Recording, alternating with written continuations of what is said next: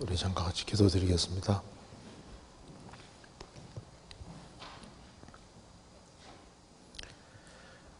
우주 만물을 창조하시고 인간 역사를 다스려 가시는 거룩하신 우리 아버지 하나님, 마땅히 형벌받을 수밖에 없는 저희들을 사랑해 주시고 주 예수 그리스도의 보배로운 피로 우리의 죄의 수리를 해방해 주신 이 크고 놀라운 은혜와 사랑을 인하여 감사를 드립니다. 여기에 하나님의 은혜와 사랑을 입은 사람들이 한자리에 같이 모여 있습니다. 주님께서 이 시간 함께 해주시고 우리의 마음을 열어주시고 생각을 열어주옵소서. 우리가 살아계신 하나님 앞에서 더킹할 것을 알 수 있도록 도와주시고 또 이 말씀을 통해서 여러 가지 궁금한 의문들이 해결될 수 있도록 도와주옵소서. 우리의 행보를 말씀 위에 굳게 세워주시고 말씀 가운데 살아갈 수 있도록 도와주옵소서. 머지않아 주님을 배울 때 칭찬과 영광과 존귀를 얻을 수 있도록 우리의 삶을 다스려 주옵소서. 오늘 모든 시종 주 성령께서 함께해 주옵소서. 그리고 온라인으로 말씀을 듣고 있는 모든 사람들도 일일이 함께해 주시고 그 마음을 붙잡아 주옵소서. 주 예수 그리스도 이름으로 기도하옵나이다. 아멘. 성경 호세아서 2장 찾겠습니다. 성경 찾기 어려우신 분은 앞을 봐도 되겠습니다. 화면 보면 되겠습니다. 호세아서 2장 6절입니다. 1258페이지 2장 6절입니다. 그러므로 내가 가시로 그 길을 막으며 담을 쌓아 저로 그 길을 찾지 못하게 하리니 저가 그 연애하는 자를 따라갈지라도 미치지 못하며 저희를 찾을지라도 만나지 못할 것이라. 그제야 저가 이르기를 내가 본 남편에게로 돌아가리니 그때의 내 형편이 지금보다 나았음이라 하리라. 그리고 19절입니다. 내가 내게 장가들어 영원히 살되 의와 공변됨과 은총과 긍휼의 힘으로 내게 장가들며 진실함으로 내게 장가들리니 내가 여호와를 알리라. 거기까지입니다. 저번 일주일 동안 같이 성경을 배웠습니다. 우리가 어제 우리는 형벌 받을 수밖에 없는 사람인데 우리가 우리 죄를 해결할 수 없기 때문에 예수님이 오셔서 우리의 모든 죄를 다 짊어지시고 피를 흘려주셨고 우리 죄를 대속하신 것이 사실이라는 걸 같이 배웠습니다. 성경 전체는 예수님 한 분을 증거하는 것이 목적입니다. 그래서 십자가에 죽으시고 부활하신 주님을 확실하게 깨우쳐야 되기 때문에 구약 성경에는 예수 그리스도가 하시는 일이 무엇인지를 보여주기 위해서 여러 가지 많은 모형들이 기록이 되어 있는 겁니다.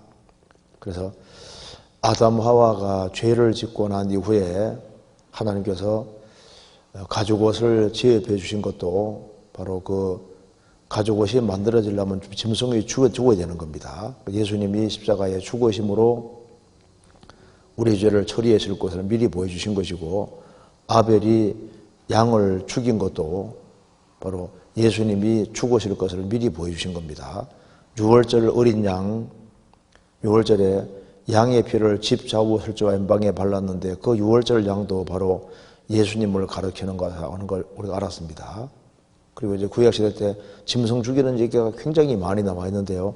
대속죄일 날 이스라엘이 1년 동안 지은 죄를 단 하루에 사함 받는 날이 있었는데 그것도 예수님의 염소와 송아지 피가 아니라 예수님은 자기 피로 영원한 속죄에 이룰 것을 미리 다 보여주신 겁니다. 그러니까 성경은 예수 그리스도가 무슨 일을 하시는지를 설명하기 위해서 있는 거예요. 그래서 오늘 시간에는 어제 말씀에 이어서 조금 더 구체적으로 좀 말씀을 드려보도록 하겠습니다. 그래서 하나님은 본질이 사랑이십니다. 그래서 요한일서 4장에 하나님은 사랑이십니다. 하나님은 사랑이 많다고 안 돼 있고 사랑 자체라고 돼 있습니다. 그래서 우리가 오늘 하나님이 사람을 왜 만드셨는지, 왜 천국을 만드셨는지, 그리고 우리가 또 천국 갈 때까지 어떻게 살아야 될 것인지를 좀 간단하게 말씀을 드려보도록 하겠습니다. 먼저 이걸 한번 보시겠습니다. 여기 먼저 천사와 사람에 좀 관련해 좀 생각을 해보시겠습니다. 성경에는 천사에 대한 말씀이 굉장히 많습니다. 천사와 사람을 잠깐 비교해 보면은 천사도 하나님의 피조물이고 사람도 하나님의 피조물입니다. 그런데 지음받은 목적이 달라요. 천사는 하나님이 부리는 종으로 만드셨고 사람은 만드신 목적이 여러 가지가 있는데 그 중에 핵심이 바로 사랑의 짝으로, 사랑의 대상자로 만들었다는 겁니다. 그래서 여기에 히브리서 1장 14절에 모든 천사들은 부리는 영으로서, 천사들은 하나도 예외 없이 모든 천사들은 하나님이 부리는 영이다. 부린다는 것은 종처럼 부린다 그 말입니다.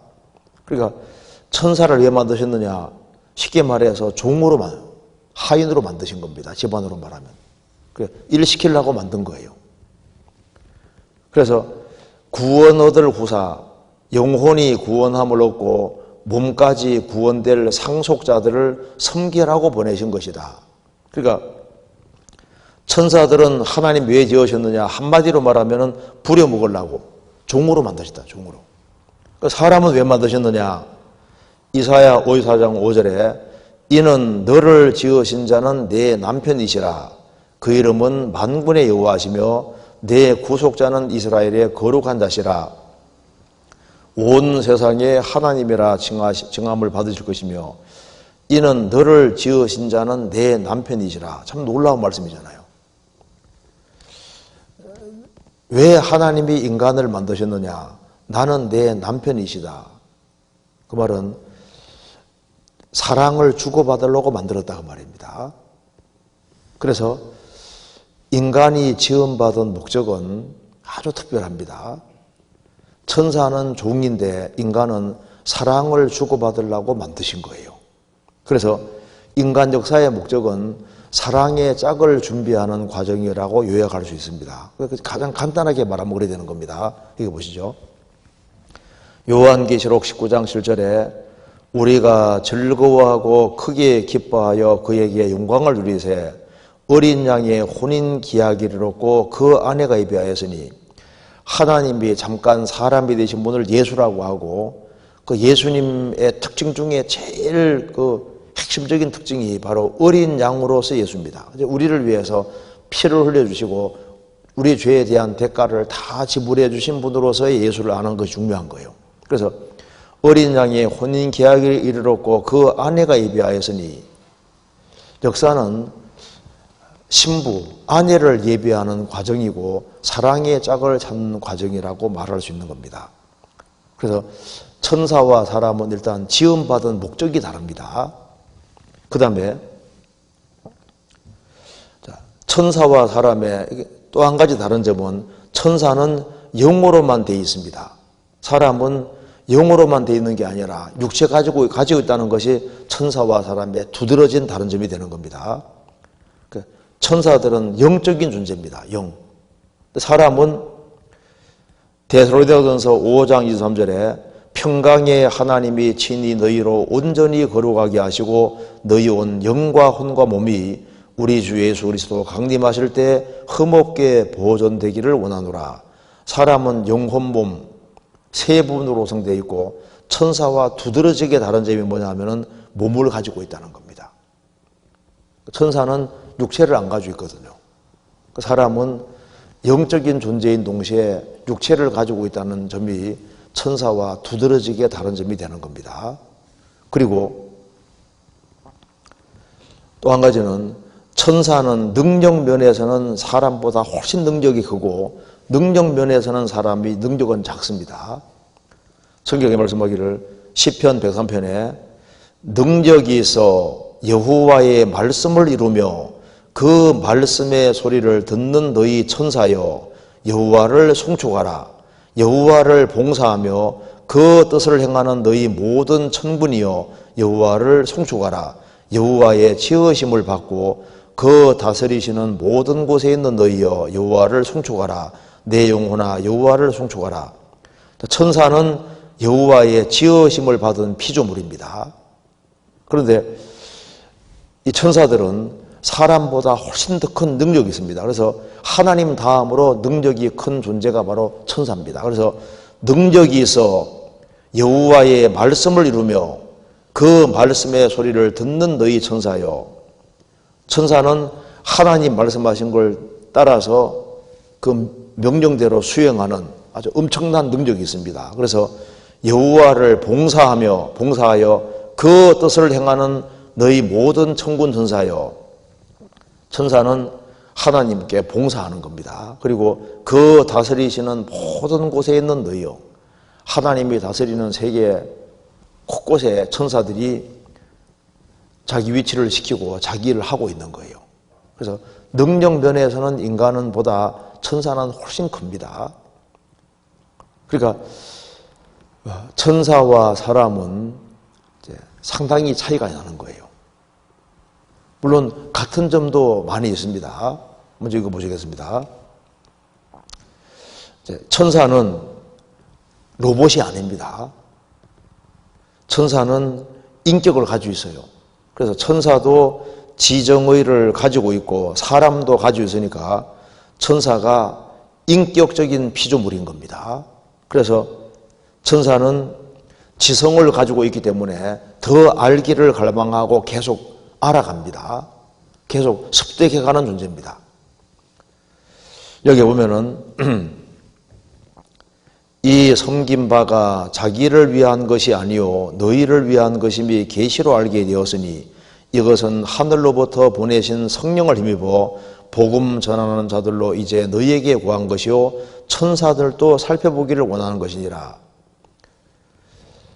구약 성경 속에 예수 그리스도께서 오시고 죽으시고 부활하실 것이 이미 다 기록이 되어 있고, 그래서 구약 시대 사람들은 이제 성경을 하나님께 받아 기록한 이후에 계속적으로 연구를 했는데, 바로 이 구약 성경에 나와 있는 바로 이것이 예수님이 오심으로써 이루어질 것이었다는 겁니다. 이제 예수 그리스도의 복음이 전파되어서 한 사람 한 사람이 구원받아 갈 때 그걸 가장 관심을 가지고 보는 자가 누구냐? 천사다 그 말입니다. 여기 말씀하기를 천사들도 살펴보기를 원하는 것이니라. 천사들이 제일 궁금하게 생각하는 것이, 신기해하는 것이 이 타락된 죄인이 구원을 받아서 변화되어서 천국까지 올라가는 과정, 그걸 가장 신비롭게 보고 있는 겁니다. 성경 많은 곳에서 천사들은 계속적으로 하나님의 각양 지혜를 배워간다고 했습니다. 그러니까 지성을 가지고 있는 거예요.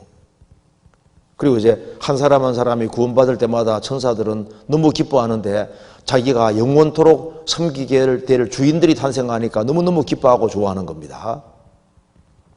천사는 지성을 가지고 있습니다.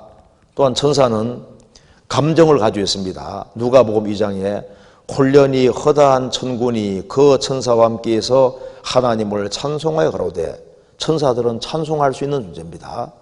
그러니까 지성도 가지고 있고 감정도 가지고 있어요. 또는 의지도 가지고 있습니다. 유다서 1장 6절에 또 자기 지위를 지키지 아니하고 자기의 처소를 떠난 천사들을, 천사는 자유의지 가지고 있는데 위치를 지킬 수도 있고 떠날 수도 있는 거예요. 그래서 자기 위치를 어기고 하나님께 도전한 바로 그 천사들이 바로 하나님의 심판을 받아 마귀가 되는 겁니다. 천사는 지정의를 가지고 있는 것처럼 사람도 지정의를 가지고 있습니다. 그런 면에서는 천사와 사람은 아주 유사하지 않습니까? 자, 그런데 여기 보시겠습니다. 그런데 이제 무슨 일이 생겼냐면은 이 우주 만물이 창조되기 전에 하나님이 천사를 만드셨는데 천사의 3분의 1이 타락을 했습니다. 방금 자기 지위를 지키지 않고 자기 지위를 떠났다고 말씀하지 않습니까? 그래서 이사야 14장에 너 아침의 아들 계명성이여 루시퍼입니다. 그 루시퍼, 아침의 아들 계명성, 루시퍼 중심으로 해서 3분의 1의 천사들이 자기 위치를 어기고 하나님께 도전하고 쫓겨나는 일이 생깁니다. 그걸 가리켜서 마귀라고 하고 그 마귀를 보내려고 만든 곳이 바로 지옥이라는 거예요. 그래서 천사 3분의 1의 타락이 있었고 그 지옥을 왜 만드셨느냐? 마귀를 보내기 위해 만드신 겁니다. 그 타락한 천사들이 마귀거든요. 그래서 여기 예수님 말씀하시기를 또 왼편에 있는 자들에게 이르시되 저주를 받은 자들아 나를 떠나 마귀와 그 사자들을 위하여 예비된 영영한 불에 들어가라. 원래 영영한 지옥불은 마귀와 그 사자들을 위해서 하나님이 준비해 두신 겁니다. 원래 인간을 보내려고 만든 게 아닙니다. 근데 끝까지 하나님을 등지고 마귀 따라 마귀 말 듣고 살기 때문에 마귀 따라 지옥 들어가게 되는 거예요. 그럼 지옥의 우두머리가 누굽니까? 지옥의 주인은 마귀가 아니고 하나님이십니다. 지옥이라는 걸 만드신 분이 하나님이시고 그 마귀를 보내려고 지옥을 만드셨고 그래서 마귀는 지옥 들어가면 음부 구덩이 맨 밑에 빠치우고 계시록 20장 보면은 세세토록 밤낮 괴로움과 고통을 받는다고 했습니다. 인간을 그렇게 괴롭히던 마귀, 하나님을 대적하는 받은 마귀가 지옥에서 왕노릇하면 안 되죠. 지옥에서 가장 고통받는 자가 마귀가 되는 것이고 지옥을 만드신 분은 하나님이신 거예요. 주인도 하나님이신 겁니다. 그래서 하나님을 끝까지 등지는 사람은 마귀에 따라 지옥을 가는 거예요. 그래서 천사가 타락한 일이 있는 상태에서 즉 마귀를 일단 지옥에 보내지 아니하는 상태에서 천사가 타락한 그 상태에서 하나님이 천지를 만드시고 하늘과 땅을 만드시고 식물과 동물을 만드시고 제일 마지막에 사람을 만드신 겁니다. 그래서 천사가 타락한 일이 있었고 그리고 하나님께서 우주와 지구 만드시고 제일 나중에 사람을 만드셨는데 사람을 하나님의 형상대로 만드신 겁니다. 그래서 창세기 1장 27절에 하나님이 자기 형상 곧 하나님의 형상대로 사람을 창조하시되 남자 여자를 창조하시고 인간을 하나님의 형상대로 만드셨습니다. 그래서 하나님이 우주를 만드시고 지구를 만드시고 지구상에 사람을 만드셨을 때 아주 특별한 목적을 가지고 만드셨는데 왜 인간을 하나님의 형상대로 만드셨느냐? 영원히 사랑을 주고받을 존재로 만드신 겁니다. 그런데 조물주와 피조물은 사랑관계가 아니잖아요. 조물주는 위가 되고 피조물은 아래가 되니까 사랑이라는 건 동등되게 주고받아 이게 사랑인데 그래서 하나님께서는 인간에게 지성과 감성을 주시고 자유의지를 부여하시고 특별한 존재로 만드신 거예요. 사람은 이 조그만 것처럼 보여도 아주 굉장한 존재입니다. 하나님의 형상이고 하나님을 닮은 존재인 거예요. 이 조그만한 인간이 우주 전체를 마음속에 순식간에 다 그려볼 수도 있고 시간 속에 살면서 영혼 속으로도 순식간에 상상으로 가볼 수 있잖아요. 굉장한 존재로 지어진 겁니다. 위험을 감수하시고 만드신 거예요. 그래서 인간은 지음 받을 때 처음부터 하나님과 마귀 사이에서 지으신 겁니다. 하나님께서 천사가 타락이 된 상태에서 인간을 지었기 때문에 하나님과 마귀 사이에서 인간을 딱 지으신 겁니다. 그래서 인간은 하나님 말씀을 순종함으로 하나님처럼 되어서 영원한 천국에 살 수도 있고 하나님을 등지고 배반함으로 마귀처럼 되어서 마귀와 함께 고통받을 수도 있는 그런 중간적인 존재로 만드신 거예요. 그래서 인간은 하나님과 마귀 사이에서 지음받았다 그 말입니다. 그리고 사람은 처음부터 사랑을 주고받는 대상자로 만드신 겁니다. 그래서 사랑의 대상자가 되기 위해서는 실제로 하나님을 사랑한다는 것을 증명해야 되거든요. 그 참사랑은 이것은 인격 대 인격이 아니면 참사랑이 될 수 없는 겁니다. 그래서 바로 선악과는 뭐냐 하면은 인간 이상이 되는 길입니다. 그래서 마귀는 선악과를 먹어라, 하나님 먹지 마라 했지 않습니까? 그래서 그 하나님 말씀에 순종하면 하나님처럼 되고 그게 하나님을 사랑한다는 확실한 증거가 되는 거예요. 선악과는 무슨 독이 안 묻어 있습니다. 그냥 하나의 과일인 거예요, 과일. 무에서 이 우주 만물을 창조하시고 아담을 만드시고 하나님이 아담을 지구의 왕으로 삼았지 않습니까? 처음부터 하나님의 형상으로 가장 아주 엄청난 존재로 만드셨고 모든 것을 지배하고 다스리게 하셨고 이 모든 은혜와 사랑 베풀어 주신 분이 하나님이라는 걸 인정하는 표가 선악과인 겁니다. 선악과를 먹는다는 것은 뭐냐 하면은 이 모든 은혜와 사랑 베풀어 주신 하나님을 배반하고 하나님을 등지는 거예요. 선악과를 먹는 건 굉장히 큰 죄가 되는 겁니다. 그래서 여기에 인간은 하나님 말씀을 어기는 길을 택한 겁니다. 그래서 여기에 하나님께서 아담을 지구의 왕으로 삼으시고 말씀하셨습니다. 창세기 2장 17절에 선악을 알게 하는 나무의 실과는 먹지 말라. 내가 먹는 날에는 정령 죽으리라 하시니라. 마귀는 먹으라고 했잖아요.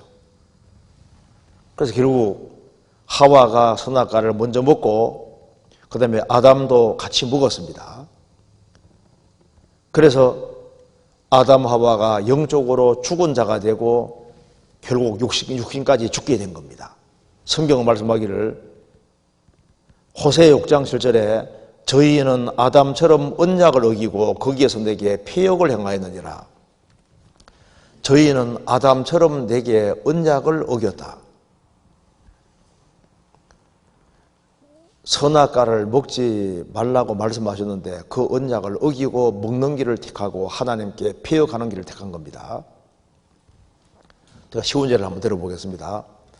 어떤 아주 엄청난 큰 부자가 있었는데요. 그 부자가 길을 걸어가는데 어느 추운 겨울날인데 길을 걸어가는데 거지가 온갖 병이 들어서 죽어가고 있었습니다. 그러니까 불쌍한 생각이 들어서 그 거지를 병원에 데려가서 깨끗하게 치료해주고 부잣집에 살게 하면서 집안에 있는 모든 것을 다 누리게 해준 거예요. 그런데 이 집에는 법이 하나밖에 없습니다. 이 주인이 출장을 자주 가는데 너는 이제 이 사람 위해서 아내도 다 얻어주고 다 얻어줬거든요. 다 줬는데 내 아내만은 건드리면 안 된다. 그런데 이 큰 은혜와 사랑을 입은 이 사람이 시간 지나가면서 그 모든 것을 누리게 해준 이 주인을 배반하고 그 아내를 범했으면 어떻게 되는 겁니까? 이 사람은 당연히 그 집에서 추방이 돼야 맞는 거예요. 그런데 그보다 훨씬 더 큰 죄가 아담이 지은 죄입니다. 아담은 무에서 유로 지음받았고 그리고 하나님의 형상대로 지음받았고 최고의 인격자로 최고의 지성인으로 지음받았고 지음받자마자 짐승 이름을 다 지어줬잖아요. 이름 짓는 거 안 짓습니다. 그리고 지구의 왕으로 삼아서 지구에 있는 모든 것을 다 지배하고 다스리게 하신 거예요. 그리고 이 모든 은혜와 사랑 베풀어 주신 분이 하나님이라는 것을 기억하게 하는 표가 선악과인데 선악과는 그냥 하나의 과일에 불과한 겁니다. 먹지 말라는 명령이 중요한 거예요. 그 안 먹는 것이 뭡니까? 하나님을 사랑하고 존경하고 공경한다는 표신 거라고요. 그런데 이 선악과를 먹는다는 것은 뭐냐 하면은 이 모든 은혜와 사랑 베풀어 주신 하나님을 등지고 배반하겠다는 선언이지 않습니까? 그래서 하나님을 등지는 길을 택했기 때문에 성경이 말씀하기를 저희는 아담처럼 언약을 어기고 아담이 언약을 어긴 것처럼 이스라엘 백성들도 언약을 어기고 하나님께 패역을 행했다고 말입니다. 그래서 아담이 범죄함으로 아담이 하나님의 심판을 받았고 아담 안에서 전 인류가 다 심판받고 쫓겨나게 된 겁니다. 그런데 천사는 영으로만 되어 있다고 말씀드렸습니다. 천사는 타락해서 마귀가 되면은 다시는 구제받을 길이 없어요. 천사는 한번 타락하면 끝인 겁니다. 그런데 인간은 비록 타락했을지라도 육체를 가지고 있잖아요. 죄는 자기에게서 나온 것이 아니라 마귀를 통해서 사람에게 들어온 것이기 때문에 사람은 죄가 내 것이 아니라고 보통 생각하게 되어 있습니다. 그래서 인간이 육체를 가지고 있는 동안에는 돌이킬 수 있는 기회를 주신 거예요. 그래서 비록 인간이 타락하고 죄를 지었지만 육체를 가지고 살아가는 가운데 자기의 죄악됨을 깨닫고 참으로 돌이키는 사람은 하나님께서 건져주시기를 원하시는 겁니다. 그래서 여기에 호세아서 이제 2장 6절에 아담 이래로 인간은 타락해서 하나님을 등지고 마귀 따라 살아가는 겁니다. 그래서 그러므로 내가 가시로 그 길을 막으며 담을 쌓아 저로 그 길을 찾지 못하게 하리니 그러므로 내가 가시로 인생길을 막으며 이제 아담에레로 인간은 타락해서 태어날 때부터 이제 곁길로 가기 시작하는 거예요. 아기는 모태에서부터 멀어졌으며 나면서부터 곁길로 나아가 거짓을 말하는도다. 그 말씀대로 태어나면서 곁길로 갑니다. 그래서 하나님께서 인생이 하나님을 등지고 살아가기 때문에 하나님이 인생에게 가시를 주신다. 가시에 찔리면 아프지 않습니까? 왜 하나님이 인생 앞에 많은 가시들을 주시느냐? 그걸 돌이키게 하기 위해서 가시를 주시는 거예요. 그래도 계속적으로 가시길을 헤치고도 곁길로 계속 가면은 하나님께서 담을 쌓아 저로 그 길을 찾지 못하게 하리니. 그러니까 인생 앞에 가시들이 많이 놓여있고 이게 담이 있는 이유가 뭘까요? 가시와 담을 왜 두셨냐 하면은 사랑하시기 때문에 가시와 담을 두시는 거예요. 그래서 예레미야 애가 3장 33절에 말씀하시기를 주께서 인생으로 고생하며 근심하게 하심이 본심이 아니시로다. 하나님이 인생에게 고생과 수고와 슬픔 주는 건 본 마음이 아니다 그 말입니다. 왜 가시를 주시고 왜 담을 쌓아 사방이 막히게 하시냐 그 말입니다. 보옵소서 내게 큰 고통을 더하신 것은 내게 평안을 주리 하심이라. 주께서 나의 영혼을 사랑하사 멸망의 구덩이에서 건지셨고 나의 모든 죄는 주의 등 뒤에 던지셨나이다. 보옵소서 내게 큰 고통을 더하신 것은 미워서가 아니고 나를 사랑하시고 멸망의 구덩이에서 건지기 위해 그렇게 하셨다 그 말입니다. 그래서 고통을 더하신 것은 지옥에서 건지기 위해서, 사망에서 건지기 위해서, 그리고 예수님이 내 모든 죄를 짊어졌다는 사실을 믿도록 하기 위해서 많은 고통과 수고와 슬픔을 주신다는 겁니다. 그래서 여기에 그러므로 내가 가시로 그 길을 막으며 담을 쌓아 저로 그 길을 찾지 못하게 하리니 저가 그 연애하는 자를 따라갈지라도 미치지 못하며 저희를 찾을지라도 만나지 못할 것이라. 하나님을 연애해야 될 사람들이 마귀를 연애하고 세상과 연애하고 살아가는 거예요. 이스라엘 백성들은 많은 우상 숭배를 했습니다. 그 배후에 마귀가 있는 거예요.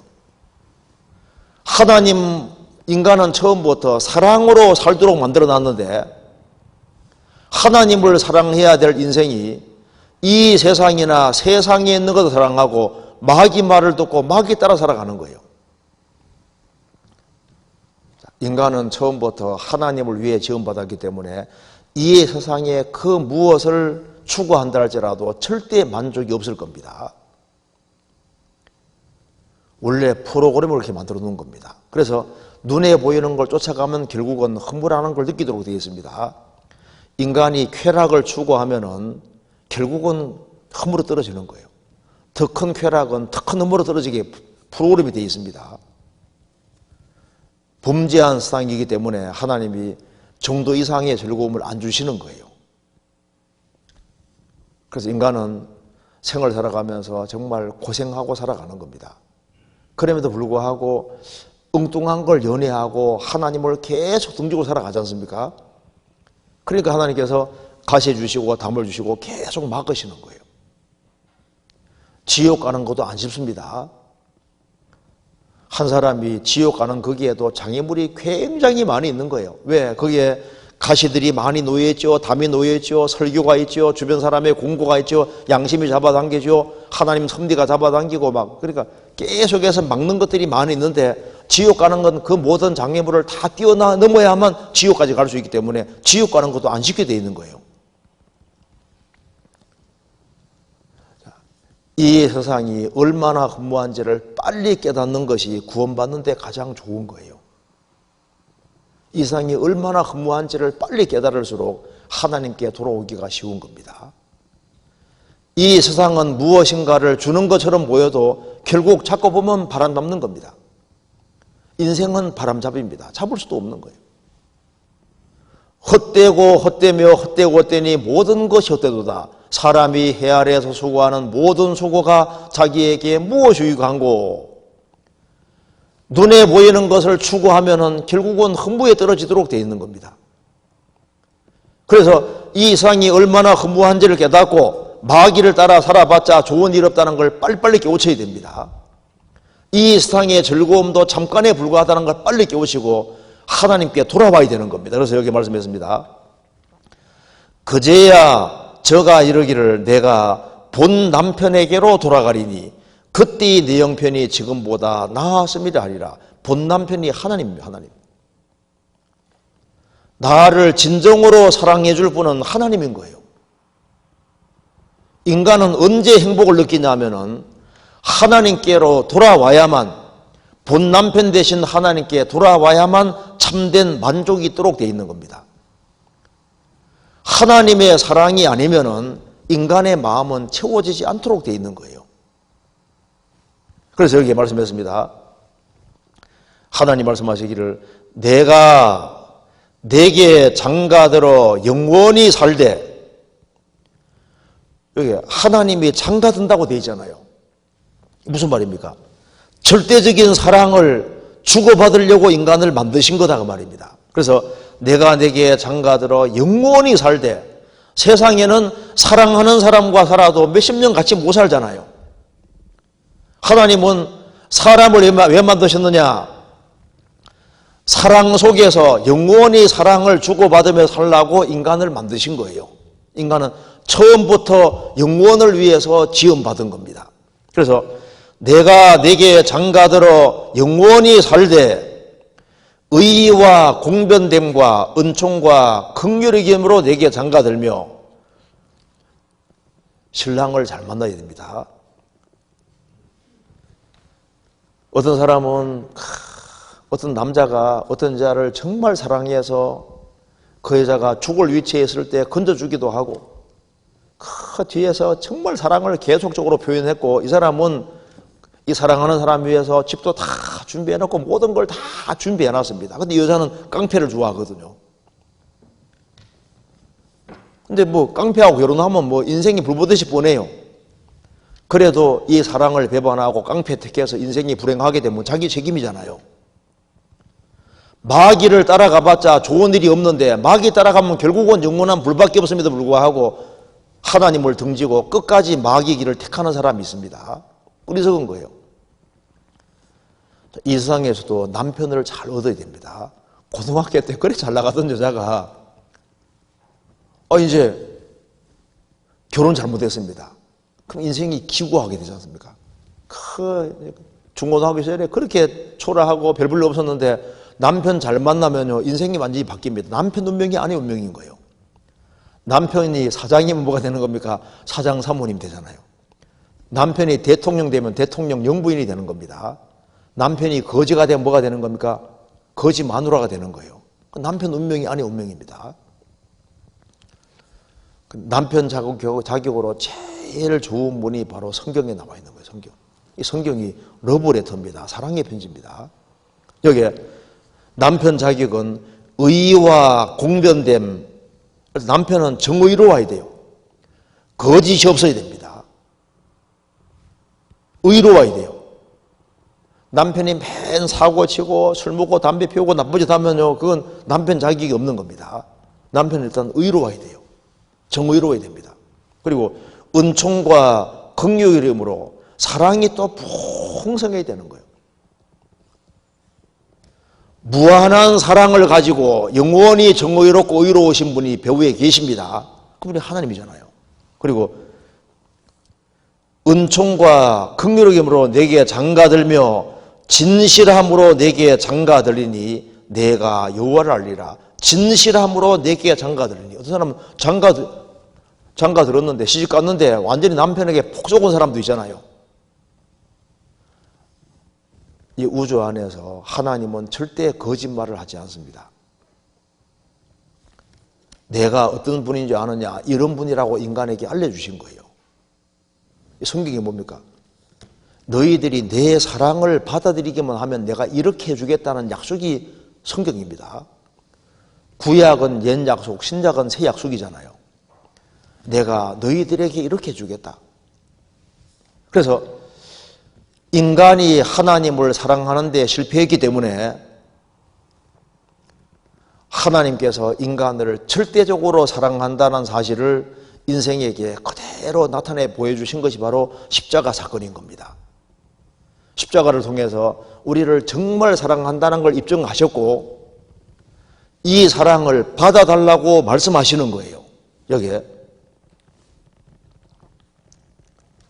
우리를 사랑한다는 어떻게 표현해 하셨냐면은 인간이 하나님 말씀을 순종하는 데 실패했기 때문에 하나님이 사람이 되셔서 보라 세상 죄를 지고 가는 하나님의 어린 양이로다. 예수님이 오셔서 온 세상 죄를 짊어질 때 내 죄도 짊어지시고 그리고 예수님이 십자가에서 피를 흘리고 죽으심으로 다 이루었다 하셨습니다. 그리고 자기 피로 영원한 속죄를 이루셨습니다. 영원부터 영원까지 모든 죄를 다 처리하셨고 이 죄를 영원히 처리했다는 게 뭘 말하는 겁니까? 우리를 정말 사랑하시다는 확실한 증거인 거예요. 그래서 우리에게 모든 죄를 사하시고 십자가로 승리하셨느니라. 세상에는 대신 죽어주는 것보다 더 큰 사랑은 없습니다. 예수님은 세상에 오셔서 우리의 죄를 다 짊어지시고 피를 흘림으로 그 고통을 다 받으시고 죽으시고 부활하심으로써 우리를 사랑하신다는 사실을 확실하게 증명하신 겁니다. 내가 너희들을 이렇게 사랑했노라. 이 사랑 좀 받아달라고 하시는 겁니다. 어떤 남자가 사랑을 고백합니다. 내가 당신을 정말 사랑하고 그리고 이제 쫙 증명해 보였습니다. 정말 진실한 사랑이다. 그 사랑을 프로포즈를 받고도 나는 끝까지 그걸 등지고 딴 남자에게 가면요, 그 자기 운명이에요, 자기 운명. 잘 생각해 보십시오. 지금까지 나를 사랑한다고 말하는 사람 얘기도 많이 들어봤을 겁니다. 그런데 끝까지 정말 나를 사랑할까요? 딱 한 분 있습니다. 한 분 있습니다. 하나님은 사랑이시라. 이 지구상에 종교가 많이 있는데 대신 죽어주시는 하나님은 없지 않습니까? 누가 나 같은 사람을 대신에 죽어주겠으며 나 같은 사람을 그렇게 사랑하는 사람이 있겠습니까? 딱 한 분 있습니다. 주 예수 그리스도. 우리가 아직 죄인 되었을 때 그리스도께서 우리를 위하여 죽으심으로 하나님께서 우리에 대한 자기의 사랑을 확실히 증명하셨느니라. 우리를 사랑하는 걸 아주 확실하게 증명하신 거예요.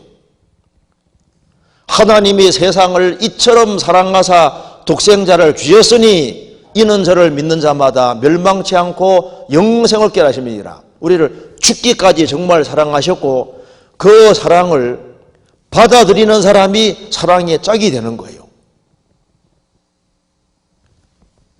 그리고 하나님께서는 우리를 정말 사랑하셨기 때문에 우리 죄를 처리해 주셨고 처음부터 영원히 같이 살라고 인간을 만드신 겁니다. 그래서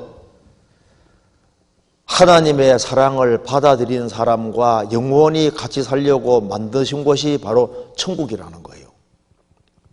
이제 신랑 신부가 결혼하면은 보통 남자들이 이제 혼인집을 얻지 않습니까?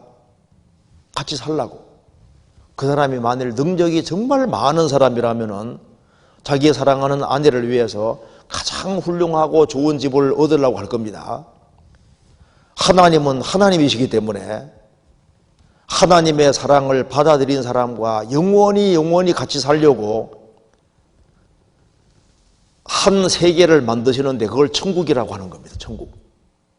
천국은 아무나 가는 것이 아니라 하나님의 사랑을 받아들인 그 사람이 영원히 같이 살려고 하나님께서 특별하게 만드신 것이 천국인 거예요.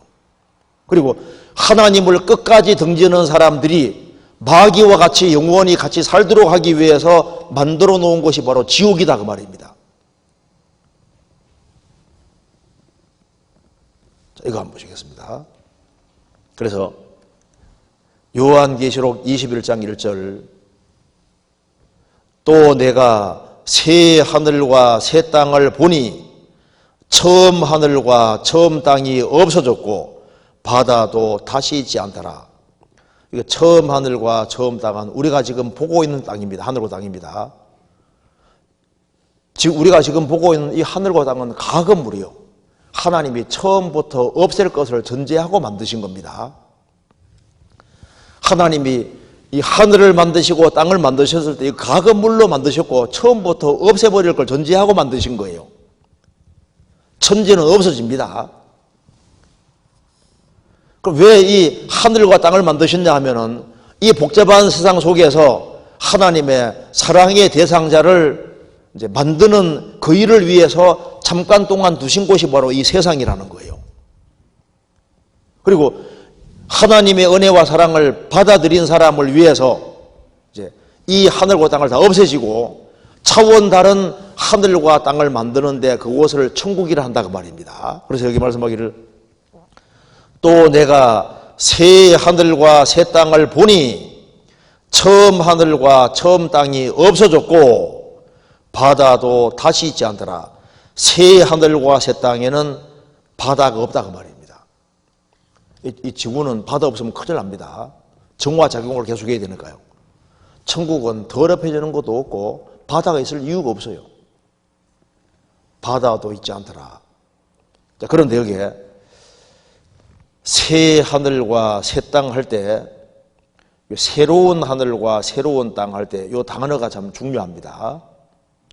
왜 이 단어가 중요하냐면은 헬라어에는 새롭다는 단어가 크게 두 가지가 있는데 하나는 네오스, 카이노스. 네오스에서 뉴가 나왔습니다. 시간적으로 물리적으로 새로운 것을 말할 때는 네오스라고 하고 질적으로 차원 다르게 새로운 할 때는 카이노스를 쓰는 겁니다. 그래서 늙은 할머니가 젊게 바뀌면 이것은 네오스입니다. 잠깐 보시면은 이제 머리 허연 할머니가 소리가 안 나네요. Instant, they are given new, beautiful, immortal bodies. 요 정도면 바뀌어도 좋겠죠. 그러니까 헌 것이 새 것이 될 때 네오스라고 하는 겁니다. 이제 미국에 옛날 방식을 고집하고 사는 사람들이 좀 있다는 거 아시죠? 그런데 그 아버지 아들이 처음으로, 아주 오래전 얘기입니다. 처음으로 이제 뉴욕에 왔는데 엘리베이터를 처음 본 거예요. 근데 한 90살 정도 된 할머니가 지팡이 짚고 이렇게 엘리베이터 안에 이렇게 들어가는 걸 봤습니다. 근데 한참 후에 띵 하고 열리는데 젊은 여자가, 멋진 여자가 툭 튀어나오는 거예요. 그 아버지가 놀랐습니다. 야, 여기에 들어갔다 나오면은 늙은 할머니가 젊게 바뀌는구나. 그래서 아들에게 말합니다. 야, 빨리 엄마 데려와. 그 엘리베이터 들어갔다 나오면 자기 아내도 젊어지는 줄 알고. 자, 늙었다가 젊어지는, 이건 네오스다 그 말입니다.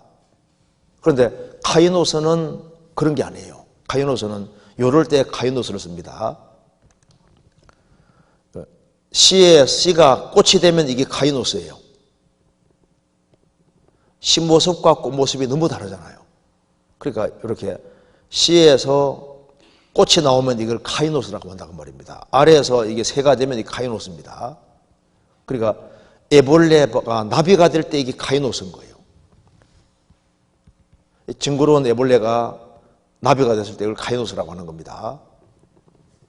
그러니까 새 하늘과 새 땅이라고 할 때 쉽게 말해서 이 지구는 씨입니다. 씨.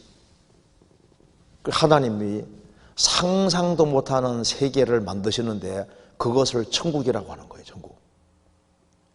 그래서 고린도전서 2장 9절에 보면은 하나님이 자기를 사랑하는 자들을 위하여 예비하신 모든 것은 눈으로 보지 못하고 귀로 듣지 못하고 사람의 마음으로도 생각지 못하는 것 같으니라. 하나님이 하나님을 사랑하는 사람을 위해서 예비하신 모든 것이 있는데 이것은 눈으로 보지 못하고 귀로 듣지 못하고 사람의 마음으로도 상상도 못하는 걸 준비해놨다 그 말입니다. 그래서 어마어마한 천국이 준비되어 있는 겁니다. 지금 이 지구에 원소가 100여 개가 있는데 100여 개 정도의 원소 조합으로 아름다운 지구가 만들어져 있습니다. 그런데 하나님께서는 전지전능하신 분이시니까 가건물도 이렇게 아름답게 만들어 놓으셨는데 본 건물을 만드실 때 원소 구성 체계를 예를 들어서 10만 개를 가지고서 우주를 재구성하면 어떨까요? 그러니까 상상도 못한 아주 엄청난 세계가 만들어지는 거예요.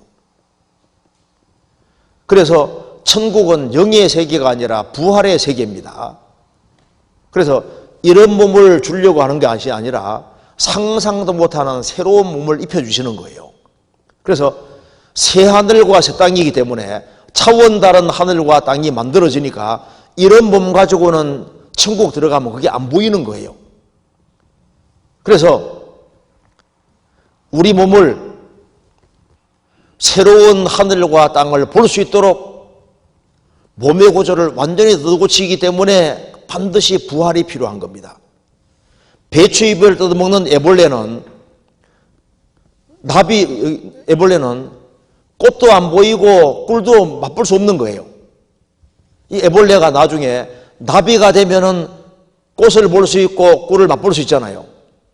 지금 이런 신체를 가진 사람은 이 지구에 가장 적합하게 만들어져 있습니다. 이런 몸 가지고 천국 들어가면 천국을 볼 수도 없고 알 수도 없으니까 우리 몸의 구조를 완전히 뜯어고쳐서 애벌레가 나비가 되는 것처럼 모습을 완전히 바꿔서 주님 계신 세계 속에 들어가게 하시니까 눈의 구조를 완전히 바꾸시고 귀의 구조 모든 감각기관을 다 바꾸시니까 상상할 수 없는 휘황찬란한 세계를 보게 되는 겁니다. 그 천국이 있습니다. 그래서 반드시 부활이 있어야 되는 거예요. 그래서 예수님이 죽으시고 부활하셨고 예수님이 왜 부활한 모습을 보여주셨냐면은 이런 모습이 진짜 모습이 아니라는 걸 알게 해주기 위해서입니다. 천국은 부활의 세계인 거예요. 그래서 새 하늘과 새 땅이 있고 그 새 땅 위에 천성이 있는 겁니다. 여기 보시겠습니다. 여기 요한계시록 21장 16절에 그 성은 네모가 반듯하여 장광이 같은지라 그 갈대로 그 성을 청량하니 1만 2천 스타디온이요 장과 광과 고가 같더라. 1스타디온이 186.5m에서 한 190m 됩니다. 그러니까 곱하기하고 계산하면은 가로 길이가 2220km, 넓이가 2220km, 높이가 2220km입니다. 건물만. 그러니까 새 하늘과 새 땅이 있고 새 땅 위에 건물 천성, 건물 크기가 이렇게 크다고 말입니다. 2220km면은 남북한 길이 2배입니다. 가로 길이가 남북한 길이 2배, 세로가 남북한 길이 2배, 높이가 남북한 길이 2배니까 건물이 얼마나 큰 거예요. 그래서 예수님이 요한복음 14장에서 말씀하시기를 너희는 마음에 근심하지 말라. 하나님을 믿으니 또 나를 믿으라. 내 아버지의 집에 거할 곳이 많도다. 내 아버지 집에 거주지입니다. 그리고 새하늘과 새 땅이 있고 이 건물이 그렇게 크니까 땅은 또 얼마나 크겠습니까? 지금 있는 우리 지구의 땅도 참 멋있는 것이 많잖아요. 새하늘과 새 땅은 우리가 영원히 살 곳이기 때문에 상상도 할 수 없는 아름답게 만들어 놓은 것이 확실합니다. 그래서 여기에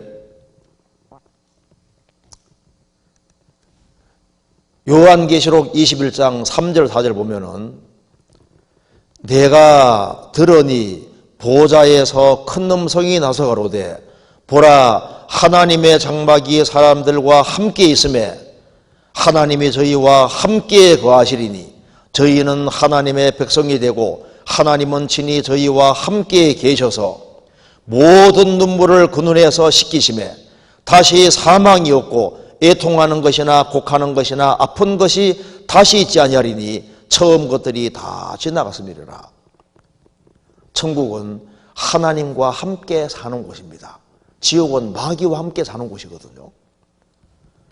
보라 하나님의 장막이 사람들과 함께 있음에 한 번이죠. 하나님이 저희와 함께 거하시리니 하나님은 친히 저희와 함께 계셔서 누구하고 함께 살기 원하십니까? 사랑하는 부모와 함께 사는 것은 참 행복이잖아요. 우리를 만드신 하나님, 우리를 절대적으로 사랑하시는 그 하나님과 영원히 함께 사는 곳은 정말 행복입니다. 천국은 사랑의 세계거든요. 3번이나 함께 산다. 예수님이 왜 죽어주셨냐면은 데살로니가전서 5장 10절에 그리스도께서 우리를 위하여 죽으사 우리로 하여금 깨든지 자든지 자기와 함께 살게 하려 하셨느니라. 예수님이 왜 죽어주셨느냐? 천국에서도 같이 살고 이 세상에서도 같이 살려고 죽어주신 것이다 그 말입니다. 우리를 평생 영원토록 도와주기 원하시는 분이 하나님이신 거예요. 여기에 모든 눈물을 그 눈에서 씻기심에 이 세상은 범죄한 세상이기 때문에 태어날 때부터 울고 태어납니다. 안 울면 때려서라도 울리잖아. 급하고 해야 되니까. 울며 태어나서 평생 살아가면서 얼마나 많은 울음이 있습니까? 인생은 고난을 위해 난 겁니다.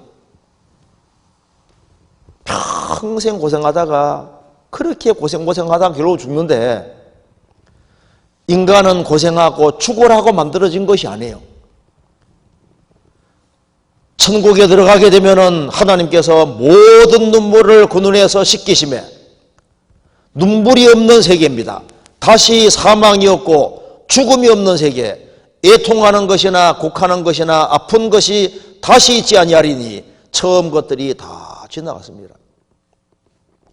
눈물이 없는 세계, 무덤이 없는 세계, 애통하는 것, 곡하는 것, 아픈 것이 없는 세계가 있다면 이 세계에 들어가야 되잖아요. 이 세계가 있습니다. 여기에 고린도전서 2장 9절에 기록된 바 하나님이 하나님을 사랑하는 자들을 위하여 예비하신 모든 것이 있는데 눈으로 보지 못하고 귀로도 듣지 못하고 사람의 마음으로도 생각지 못하였던 것 같으니라. 상상할 수 없는 것을 하나님이 딱 준비해 두신 거예요. 이걸 반드시 얻어야 됩니다. 세상에서 제일 큰 불행은 천국을 잃는 거예요.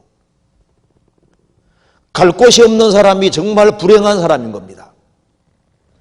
예수님이 우리를 위해서 죽으시고 우리 죄를 대속하신 이유는 천국에서 영원히 같이 살려고 대속해 주신 겁니다. 그래서 여기에 제가 구원받고 제일 좋아했던 성경 구절이 이겁니다.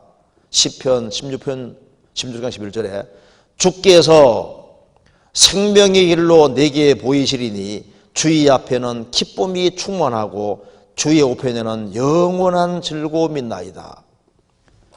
기쁨이 충만한 세계, 영원한 즐거움이 있는 세계가 있습니다. 성경에 말씀하기를 천성은 가로 세로 높이가 똑같고 문이 전부 다 진주문이라고 되어 있잖아요. 누가 상상해서 그려본 겁니다. 우리가 상상할 수도 없는 그 세계 속에 들어가는데 기쁨과 즐거움은 하나님이 프로그램 해놓으신 겁니다. 우리가 음식 먹을 때 잘 먹고 포만감 느끼고 만족되게 느끼는 거 프로그램 그렇게 해놓은 거예요. 하나님이. 즐거움을 느끼도록 하나님이 프로그램 만들어 놓으신 겁니다.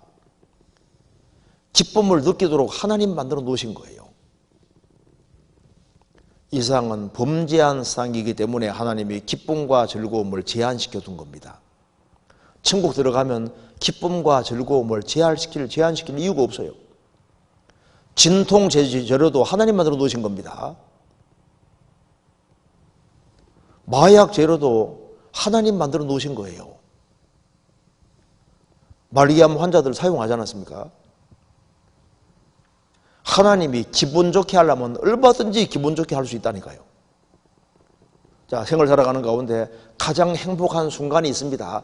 그 순간이 계속되면 좋겠죠. 사랑을 충만히 받는 그 상태가 계속되면 얼마나 좋겠습니까? 그게 가능한 얘기라니까요. 천국은 진선비로 충만한 세계입니다. 참과 선과 아름다움으로 꽉 채워져 있는 인간이 상상할 수 있는 모든 좋은 것들이 다 준비된 그 세계가 있는데 그게 천국인 거예요. 그 영원한 천국을 주시려고 인간을 만드신 거다 그 말입니다. 그래서 이 천국에 들어가는 단 한 가지 조건은 죄를 해결해야 되는데 하나님께서는 우리 죄를 해결해 주심으로 우리를 사랑하신다는 걸 확실하게 입증해 보이신 거예요. 그래서 주님이 죄를 처리하신 것을 받아들인 사람, 그 사람이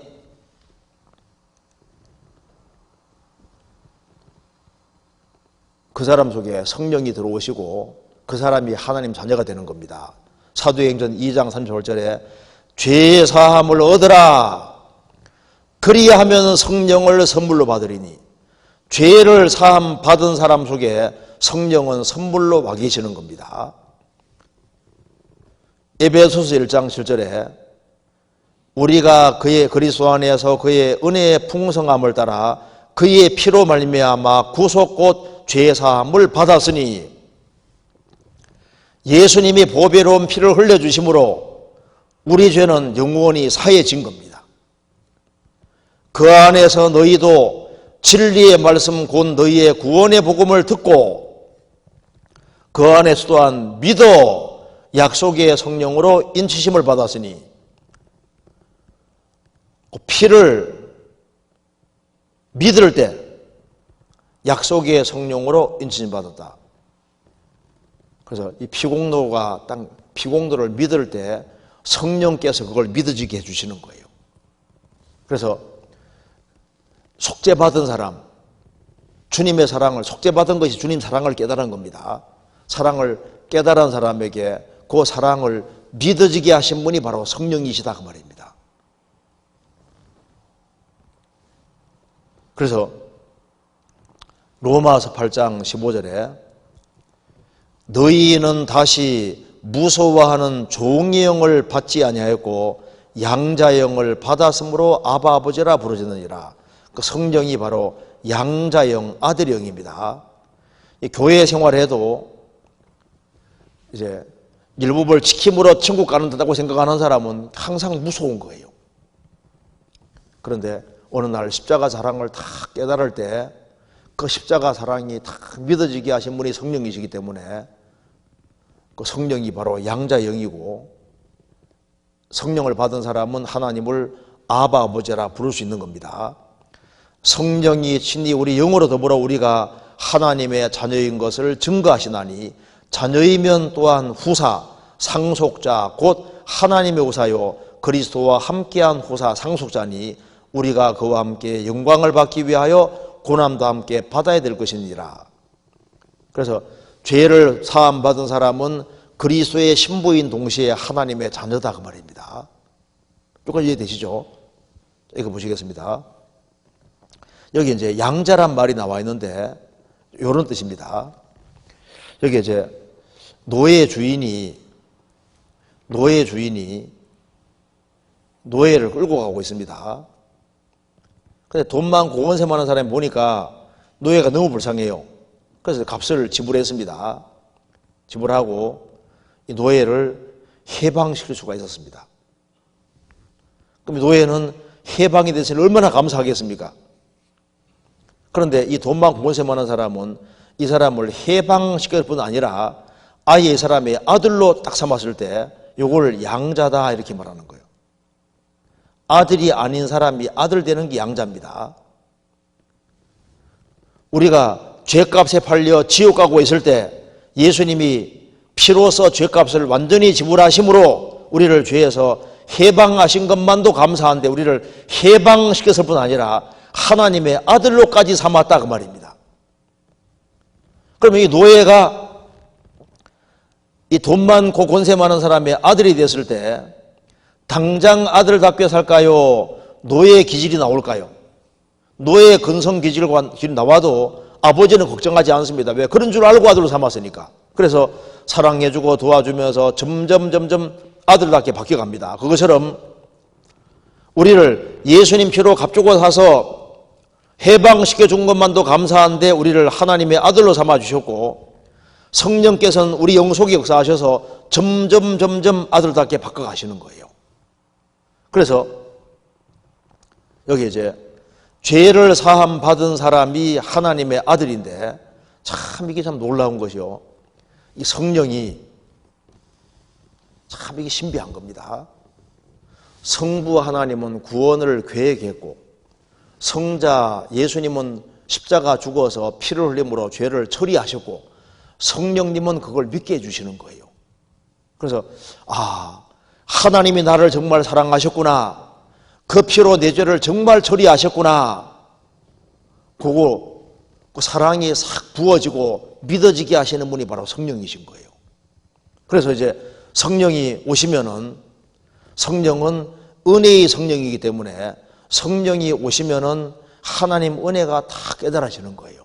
그래서 여기 보면은 우리가 세상의 영을 받지 아니하고 오직 하나님께로 온 영을 받았으니 이는 우리로 하여금 하나님께서 우리에게 은혜를 주신 것들을 알게 하심이니라. 성령이 오시면은 하나님의 은혜가 뭔지를 깨닫게 되는 거예요. 그래서 말로만 듣던 십자가, 그 십자가, 교회당 꼭대기에 있는 십자가, 그게 도대체 뭔지를 몰랐는데 성령이 들어오실 때 저 십자가가 바로 내가 심판받은 자리고 내 죄가 처리된 자리고 나를 절대적으로 사랑하신 것을 입증해 주신 그것이구나 하는 걸 다 깨닫게 되는 거예요. 그래서 성령은 하나님의 은혜와 사랑을 자꾸자꾸 깨닫게 해주기 때문에, 그래서 마음속에 감사가 자꾸자꾸 올라오게 만드십니다. 그래서 구원받고 처음 나오는 것이 뭡니까? 하나님 감사합니다. 내가 한국에 태어난 것도 감사하고, 가난한 가정에 태어난 것도 감사하고, 못생긴 것도 감사하고, 부족한 것이 많은 것도 감사하고, 이복 형제들 때문에 고통받은 것도 감사하고, 인생이 기고한 것도 감사하고, 질병 온 것도 감사하고, 그러니까 이제 모든 것이 은혜라는 것 자체를 자꾸자꾸 깨닫게 되고, 그래서 일생 동안 하나님 은혜가 새록새록 계속 느껴지게 만드시는 거예요. 성령님은 은혜의 성령이십니다. 또한 여기에 성령은 진리의 성령이시기 때문에 요한복음 16장에 그러하나 진리의 성령이 오시면 그가 너희를 모든 진리 가운데로 인도하시리니, 성령은 진리의 성령이시기 때문에 참 성령이 오시면은 진리가 딱 깨우쳐지고 진리 가운데 인도를 받습니다. 그래서 이제 성령님이 오시면 이런 것이 깨달아집니다. 진리를 알지니 진리가 너희를 자유케 하리라. 예수님 피의 의미를 딱 깨닫는 사람은 예수님 피 공로가 진리라는 걸 알게 됩니다. 피의 공로를 딱 깨우칠 때 죄와 죽음과 심판과 저주 멸망에 정말 해방이 됐잖아요. 진리가 너희를 자유케 하리라. 예수님 말씀하시기를 내가 곧 길이요 진리요 생명이니 나로 말미암지 않고는 아버지께로 올 자가 없느니라. 예수님이 내가 곧 길이요 진리요 생명이니, 예수님이 진리라는 걸 확실히 깨닫게 됩니다. 예수님 통해서만 천국간다는 말이 맞다는 걸 알 수 있지 않습니까? 왜? 대신 죽어주신 그분만 죄를 처리할 수 있었으니까요. 저희를 진리로 거룩하게 하옵소서. 아버지의 말씀은 진리니이다. 이제 구원받고 나면은 이 성경이 진리이기 때문에 이 신기하게도 성경이 이제 하나씩 귀에 들어오기 시작합니다. 찬송가 불러도 뜻도 모르고 불렀는데 구원받고 나면은 이게 찬송가가 새록새록 이해가 되고 영혼의 귀가 뚫려서 성경이 이해돼 가는 게 이게 참 신기한 거예요. 진리 가운데로 인도받는다는 말이 맞습니다. 저도 구원받는 그날 될 때까지도 도대체 무슨 말인지 모르겠더라니까요. 근데 구원을 딱 받고 주님이 정말 나를 사랑하셔서 내 죄를 다 처리하셨구나, 이게 딱 깨달아지고 난 다음에는 성경이요 얼마나 재밌어지는지 설교 말씀 들으면 귀에 쏙쏙 들어오고 참 그러니까 그 전하고 후가 완전히 달라집니다. 성령은 진리의 성령이 맞는 거예요. 또한 성령은 거룩한 영이기 때문에 구원받고 나면은 참 신기하게도 이 죄에 대한 거부감이 딱 생기게 만들고, 죄를 지을 수는 있지만은 죄에서 구별되는 또 힘이 와 있습니다. 신기한 겁니다. 그 전에 죄 짓는 걸 좋아한 사람도 구원받고 나면 감히 함부로 죄를 못 짓잖아요. 왜? 성령님은 죄에서 멀어지게 만드는 힘이 있습니다. 그리고 성령은 여호와를 경외하는 영이기 때문에 여호와를 경외하는 신입니다. 그래서 이제 구원받으면 자동으로 내가 지금까지는 내 중심으로 생활을 살았구나, 이제는 하나님 중심으로 생활을 살아야 되겠다, 하나님께 영광을 돌려야 되겠다, 이런 마음이 자연스럽게 올라오게 되는 겁니다. 천국 갈 때까지 잘 살다 가야 되겠다, 하나님께 영광 돌리고 살아야 되겠다, 이런 마음이 계속 올라오게 만들어 주시는데, 그렇게 성령께서 이렇게 만들어 주시는 거예요. 자꾸. 자, 그래서 여기에 이거 보시겠습니다. 어제 말씀드린 대로 죄를 사함 받은 사람은 이제 무죄자가 됐고 의롭다함을 얻었고, 이제 주님표로 죄 사함 받은 사람은 하나님 아들이라고 말씀드렸습니다. 이제 신앙생활은 아버지와 아들이 사귀는 생활하고 똑같은 거예요. 그래서 아들이 혹 잘못한 게 있으면 잘못했습니다, 자백입니다. 아버지가 오냐 다음에 그렇게 하지 말아라, 용서입니다. 그래서 아버지가 빛 가운데 있는 것처럼 아들도 빛 가운데 행하면 서로 사귐이 있습니다. 그럼 하나님 아들 된 사람이 제일 먼저 배워야 될 것이 뭘까요? 순종하는 걸 배워야 됩니다. 순종하는 거. 아이가 태어나면 순종하는 걸 배워야 되는 것처럼 신앙생활에서 제일 중요한 것은 먼저 순종하는 것부터 배워야 돼요. 순종하는 사람은 하나님이 기뻐하십니다. 순종하는 사람에게는 상과 영광 주신다고 말씀하셨습니다. 제가 문제 한번 내보겠습니다. 아버지가 심부름 시킨다. 첫째, 말로 할 때 안다. 두 번째, 조금 얻어맞고 한다. 세 번째, 끝까지 버텨서 쫓겨난다. 몇 번째입니까?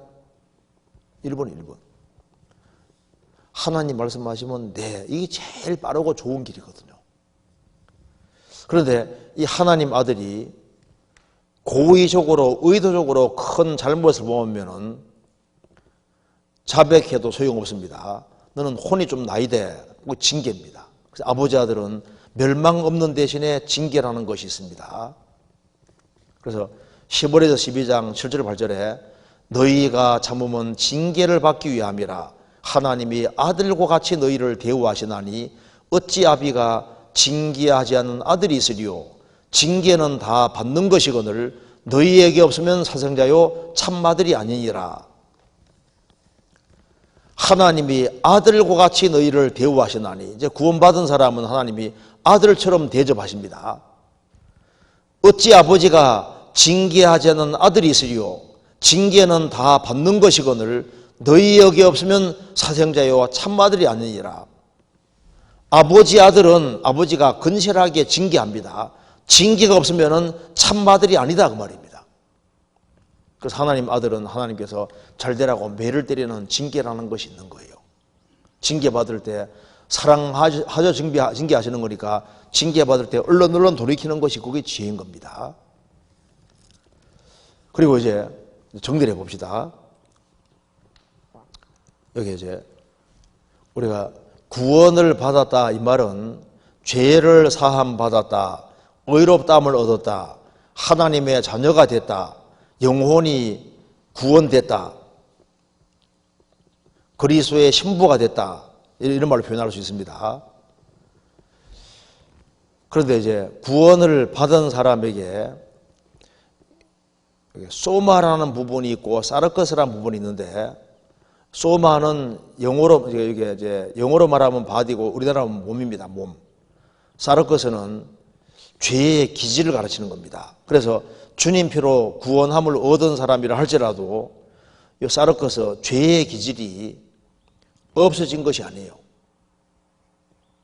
이거 심플 네이처라고 죄된 본성이 구원받았어도 남아 있습니다. 그래서 죄값은 영원히 지불됐지만은 죄의 기질은 남아 있는데 이게 언제 없어지느냐? 예수님이 재림하면 없어집니다. 재림할 때는 주님께서 몸과 영혼을 값주고 사줬으니까 몸과 영혼을 영광스럽게 부활시키면서 죄의 기질을 없애시니까 주님 재림하실 때는 다시는 죄 지을 수 없게 되는 거예요. 그런데 주님 올 때까지는 죄의 기질은 남아 있으니까 불순종할 가능성이 항상 있는 거예요. 그래서 베드로 전서 3장 21절에 육체의 더러운 것을 제하여 버림이 아니요 오직 선한 양심이 하나님을 향하여 찾아가는 것이니라. 구원받아도 육체의 더러운 것이 제해진 게 아니다. 타락된 기질은 그대로 남아 있습니다.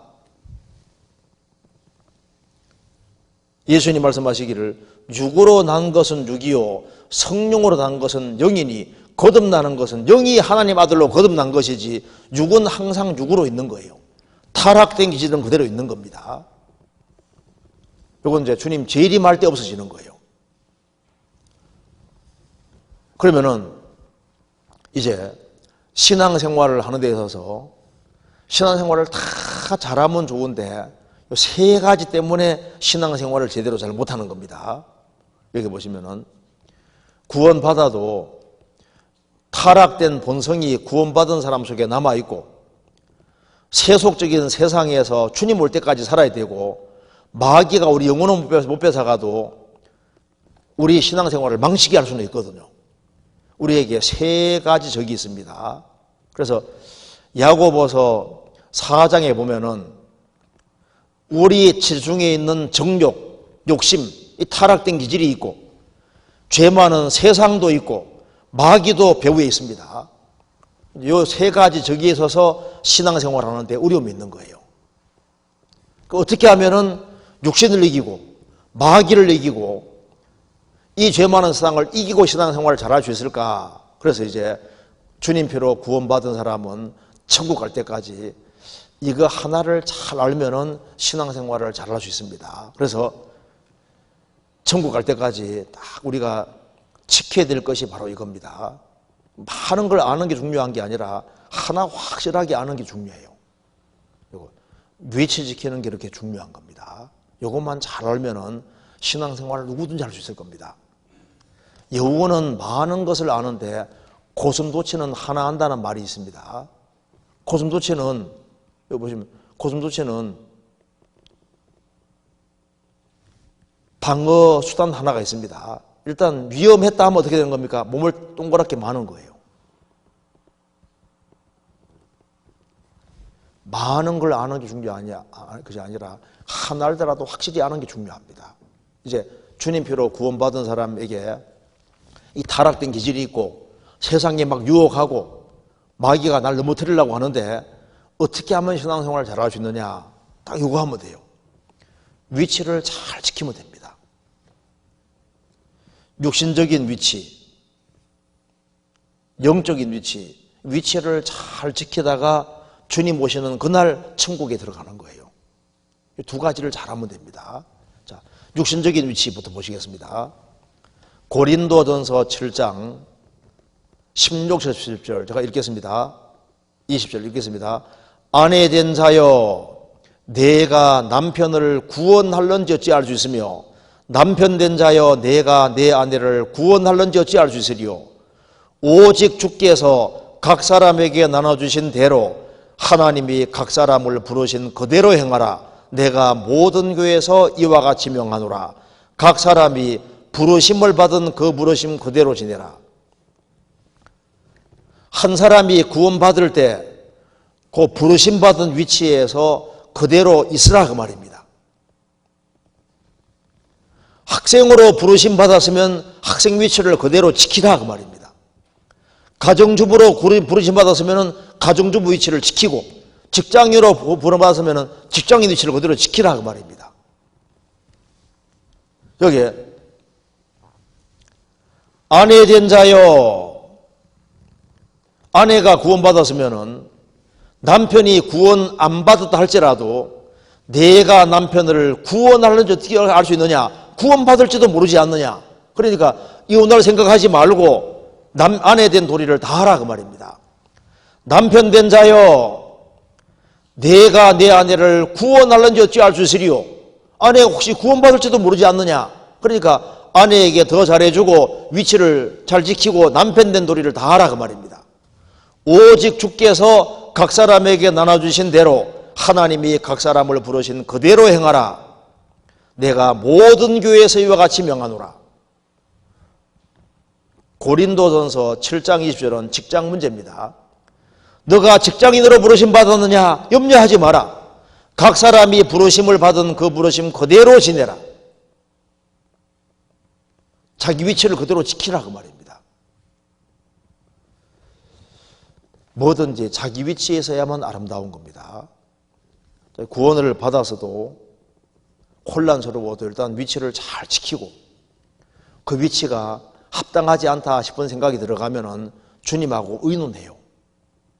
도움을 구하고 그 주님이 합당하지 않으면 피할 길을 되니까 줄 때까지는 이제 충분히 주님하고 의논하는 속에서 자연스럽게 위치 이동해야 됩니다. 여기 고린도전서 10장 13절에 사람이 구원받은 사람입니다. 감당할 시험 밖에는 너희에게 당한 것이 없나니 오직 하나님은 미쁘사 너희가 감당치 못할 시험 당함을 허락지 아니하시고 시험 당할 즈음에 또한 피할 길을 내사 너희로 능히 감당하게 하셨느니라. 구원받은 사람에게는 감당할 이상의 시험이 없고 피할 수 없을 때는 하나님께서 감당할 수 없을 때는 피할 길을 내사 너희로 능히 감당하게 하시느니라. 그래서 우리는 부르심 받은 위치에서 자기 위치에서 최선 다해 살아가는 겁니다. 그래서 우리가 교회 안에서 보내는 시간은 일주일에서 너무 적은 시간입니다. 아무리 길어도 하루 되기 어렵잖아요. 6일은 도대체 뭐냐 그 말입니다. 우리 일상생활이 신앙생활인 거예요. 가정주부가 밥을 정성껏 짓는 게 신앙생활입니다. 그리고 세댁은 이제 남편에게 잘하는 것이 그것이 신앙생활인 거예요. 아이를 잘 키우는 것이 신앙생활입니다. 농부는 밭에서 씨를 뿌리고 개가 나고 씨를 뿌리고 거름 주고 이거 자기 일이 신앙생활인 거예요. 일상생활이 신앙생활입니다. 학생은 공부를 열심히 하는 게 신앙생활인 거예요. 직장인이 매일매일 근신하게 출근하고 그거 신앙생활입니다. 너희는 세상의 빛이라, 너희는 세상의 소금이라. 세상에 살도록 지음받았기 때문에 세상에 살면서 근실하게 자기 주어진 일을 충실히 하는 것이 그것이 신앙생활이라는 걸 알아야 됩니다. 그래서 여기에 골로새서 3장에서 주님께서 말씀하신 겁니다. 가정생활을 하든지 직장생활을 하든지 무슨 일을 하든지 마음을 다하여 주께 하듯 하고 사람에게 하듯 하지 말라. 이는 유업의 상을 주께 받을 줄 알미니 너희는 주 그리스도를 섬겼느니라. 무슨 일을 하든지 마음을 다하여 주님께 하듯 하고 사람에게 하듯 하지 마라. 이는 유업의 상을 주께 받을 줄 알미니 너희는 주 그리스도를 섬겼느니라. 직장생활을 하면서도 주님을 섬기고 밭에 일을 하면서도 주님을 섬기고 공부하면서도 주님을 섬기고 자기 일터에서 주님을 섬기는 거예요. 잠언 22장 29절에 내가 자기 사업에 근실한 사람을 보았느냐 이러한 사람은 왕 앞에 설 것이요 천한 자 앞에 서지 아니하리라. 내가 자기 사업에 자기 주어진 일에 성실한 사람을 보았느냐 이러한 사람은 왕 앞에 설 것이요 천한 자 앞에 서지 아니하리라. 존귀하게 될 것이다. 그래서 성실한 남편이 되고 자상한 아내가 되고 부모에게 순종하는 자녀가 되고 신앙생활인 거예요. 일상생활이 신앙생활입니다. 그래서 아내는 아내답고 남편은 남편답고 학생은 학생답고 자기 위치라는 것이 있는 거예요. 그 신앙생활입니다. 그 다음에 영적인 위치를 지켜야 되는데요. 이거 보시겠습니다. 이 교회라는 것이 참 중요한데요. 신약 성경은 거의 교회에 대한 말씀입니다. 마태, 마가, 누가, 요한복음이 나오고 예수님이 이제 공생의 당시에 행하신 것이 나오고 사도행전은 이제 오순절에 성령이 임함으로 이제 교회가 시작된 게 나오지 않습니까? 그래서 로마서부터 요한계시록 전부 다 교회에 대한 얘기고 교회. 구원받은 이후에 신앙생활은 교회 생활입니다. 그래서 하나님이 사람과 만나는 곳이 바로 교회인 거예요. 이거 보시겠습니다. 모세 당시에는 하나님이 사람과 만나는 곳이 성막이었고 성막 없어지면서 솔로몬이 성전을 지었고 하나님이 성전에서 만나 주셨습니다. 요한복음 2장에는 예수님 몸이 성전이라고 했습니다. 예수님이 죽으시고 부활하신 이후에 어디가 성전이냐? 주님 피로 구원받은 무리가 성전이라고 했습니다. 그래서 요한복음 15장 3절에서 5절에 예수님이 직접 말씀하셨습니다. 너희는 내가 일러준 말로 이미 깨끗하였으니 내 안에 거하라. 나도 너희 안에 거하리라. 가지가 포도나무에 붙어있지 아니하면 절로 과실을 맺을 수 없음같이 너희도 내 안에 있지 아니하면 그러하리라. 나는 포도나무요 너희는 가지니 저가 내 안에 내가 저 안에 있으면 이 사람은 과실을 많이 맺나니 나를 떠나서는 너희가 아무것도 할 수 없음이니라. 너희는 내가 일러준 말로 이미 깨끗하였으니 내 안에 거하라. 나도 너희 안에 거하리라. 구원받은 사람은 가지입니다. 가지이기 때문에 가지가 할 역할은 포도나무에 붙어있는 역할인 거예요. 붙어있으면 저절로 과실을 맺는다. 주님은 포도나무요 너희는 가지니 저가 내 안에 내가 저 안에 있으면 이 사람은 과실을 많이 맺는다. 그러니까 신앙 문제는 있는 문제다. 있는 문제. 뭘 하는 게 아니라 있는 문제입니다. 포도나무 가지는 붙어있는 책임인 거예요. 여기에 요것을 포도나무 가지 이것을 다시 쉬운 말로 바꾸면은 또 만물을 그 발 아래 복종하게 하시고 그를 예수님을 만물 위에 교회의 머리로 주셨느니라.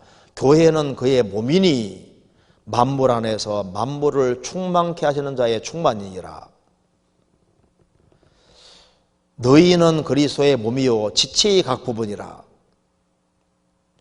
주님은 머리고 너희는 그리스도의 몸이요 지체의 각 부분이라. 그래서 머리를 붙들어야 될 걸 말씀하시면서 온몸이 머리로 말미암아 마디와 힘줄로 공급함을 고연합하여 하나님이 자라게 하심으로 자라느니라. 이제 쉽게 말하면 이렇게 말하면 됩니다.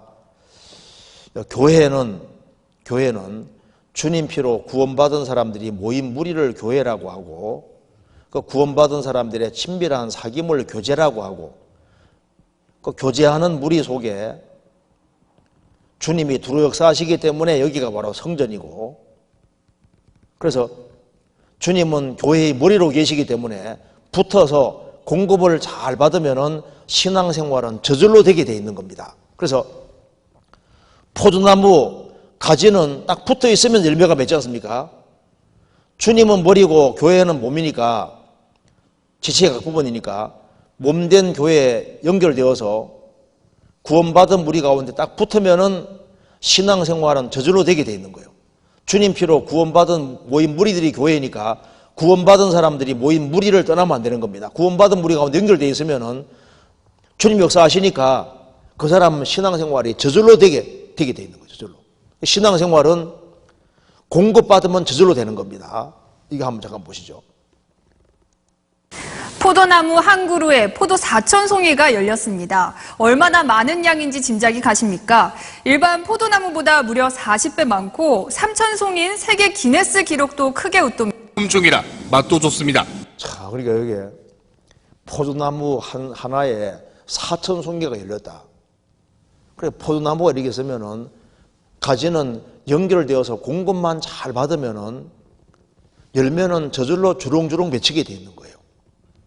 신앙생활은 힘쓰고 애쓰는 생활이 아니라 구원받은 무리 가운데 붙어서 공급받는 것이 제일 중요합니다. 공급을 받으면은 공급받는 힘 때문에 그 사람 자신이 영적으로 건강하게 되고, 공급을 잘 받으면은 신앙적인 힘이 생기게 되고, 그러면 이제 기도하는 힘이 생기죠. 그리고 공급받으니까 봉사도 할 수 있고 전도도 할 수 있고 이것저것 다 할 수 있게 되는 거예요. 그래서 신앙생활은 이렇게 하는 겁니다. 여기에 이렇게 하면 힘들어요. 멀리 항해할 때 노를 저어서 멀리 항해하려는 건 어리석은 겁니다. 힘쓰고 애쓰고 이렇게 하면 얼마 안 가면 구부러지는 거예요. 신앙생활은 마치 범선이 바람 받아가는 것과 같은 거예요. 바람을 잘 받으면은 항해를 계속할 수 있는 것처럼 성령님의 도우심 받으면 신앙생활은 저절로 가능한데, 성령님이 어떻게 역사하시느냐? 주님이 머리고 구원받은 무리가 몸이기 때문에 같이 연결되어서 같이 말씀 배우고 같이 교제하면은 그 가운데 주님이 역사하시기 때문에 그 사람은 주님의 힘을 받아서 신앙생활이 저절로 되는 겁니다. 그래서 주는 영이시니 주의 영이 계신 곳에는 자유함이 있느니라. 개 모임을 하고 동생생 모임을 하고 친한 친구끼리 모여도 마음과 생활이 안 바뀝니다. 그런데 신기한 것은 구원받은 무리들이 같이 모여서 같이 말씀 배우고 같이 교제하면은 그 사람 마음과 생활이 왜 바뀌냐 하면은 성령께서 역사하시기 때문에 마음과 생활이 바뀌고, 그래서 그 사람은 힘있게 살 수 있게 되는 거예요. 술 안 끊어진다, 담배 안 끊어진다 걱정할 필요 없습니다. 구원받은 무리 가운데 연결되어서 공급을 잘 받으면은 신기하게도 끊어지는 거예요. 노를 저어가는 배 같은 경우는 줄이 밧줄이 딱 묶여서 말뚝에 박혀 있으면은, 육지에 박혀 있으면 진행이 안 되는데, 이게 바람 받아가는 범선은 바람 세게 받으면 줄만 끊어지잖아요. 성령님이 역사하시면은 신앙생활은 저절로 되게 돼 있고, 그래서 주님 피로 구원받은 사람은 해야 될 제일 중요한 일은 자기 육신의 위치를 잘 지키고, 움직일 때는 주님과 충분히 의논해서 움직여야 되고, 그리고 무엇보다도 구원받은 무리 가운데 연결이 되어서 같이 공급을 받는 겁니다. 그래서 날개치며 가는 새들은 힘들어요. 그런데 바람 받아가는 맹금류들은 쉽게 날아갈 수 있습니다. 신앙생활은 이제 자기 힘으로 하는 게 아니라 바람 받는 것처럼 주님의 도움을 딱 받으면은 신앙생활이 자연스러워지고 아주 쉬워지게 돼 있고 신나는 거예요. 우리가 신앙생활을 잘하다가 주님 앞에 서야 됩니다. 자, 마지막으로 이거 한번 보시겠습니다. 요한계시록 14장 13절에 또 내가 들으니 하늘에서 음성이 나서 가로되 기록하라. 자금이요로 주 안에서 죽는 자들은 보기도 하심에 성령이 가라사대 그러하다. 저희 수고를 그치고 쉬리니 이는 저희의 행한 일이 따름이라 하시더라. 자금이요로 주 안에서 죽는 자들은 보기도다. 우리가 구원받을 때 주님 안에 들어왔고 주님 안에 살다가 주님 안에서 죽는 사람은 복이 있다. 성령이 가라사대 그러하다.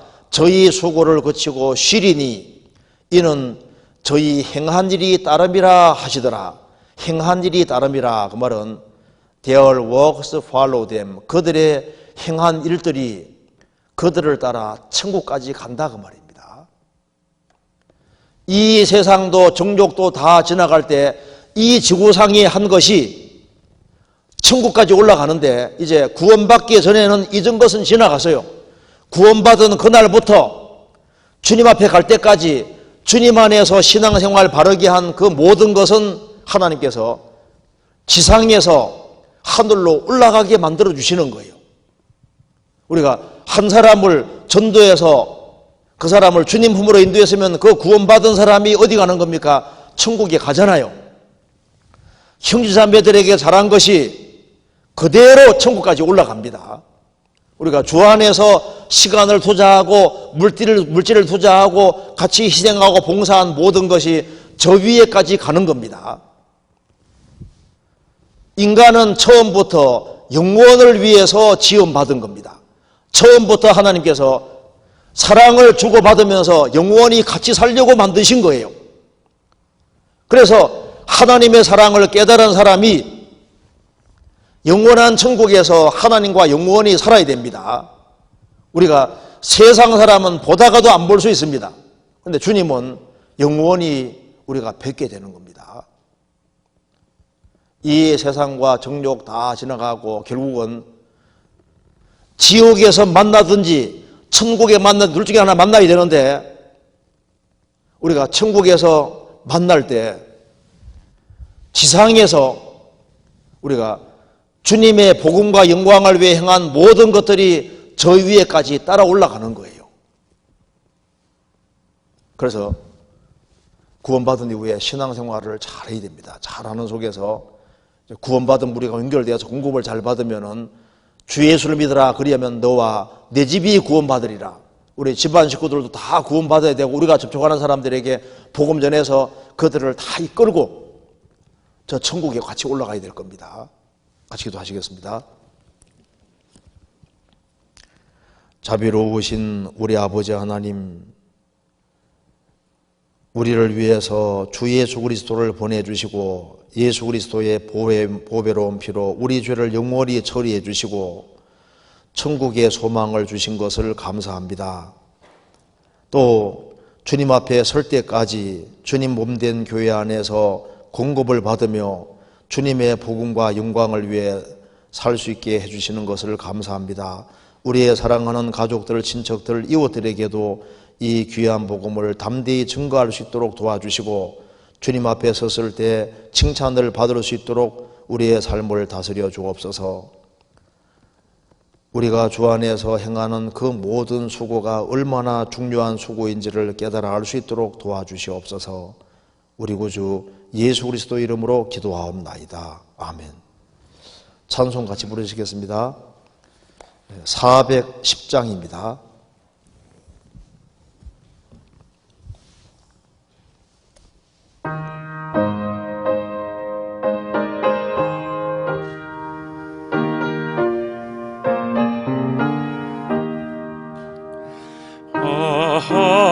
하나님의 은혜로 있을 데 없는 자 왜 구속하여 주는지 난 알 수 없도다. 내가 믿고 또 의지함은 내 모든 형편 잘하는 주님 늘 돌보아 주실 것을 나는 확실히 아네.